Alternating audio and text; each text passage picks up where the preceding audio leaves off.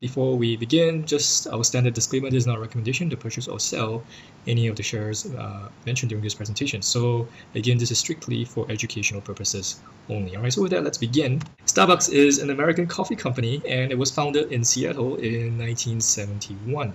It is by far the largest coffee chain in the world, with sales at least 10 times its nearest competitor, right? So this is a huge company. The map you see is the number of countries where you can find a Starbucks. All right, so literally almost more than half the world has been conquered by Starbucks. It's a brand that everyone recognizes everywhere around the world, and this gives the Starbucks brand a lot of value and a lot of brand equity. All right, let's talk about Starbucks growth drivers. Starbucks Rewards loyalty program has grown from 8.1 million members, all right, to 12.3 million active members in the US in just the last 2 years. Let's take a look at some of the risks. The price of coffee.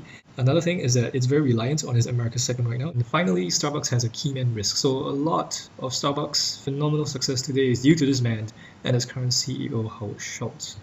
All right, let's have a look at Starbucks financials over the last 5 years. So let's begin with revenue and profits. As you can see, Starbucks gross margins have been comfortably above 56-57% for the last 5 years. So basically in 2014, they had to use that cash to pay its craft. Its CAPEX has been rising steadily, and this is of course in line with Starbucks' growth. Free cash flow has actually been growing pretty well. Its return on equity, Starbucks, is amazing. Its debt to equity ratio has been rising recently. As you can see, it only pays out 42.3%.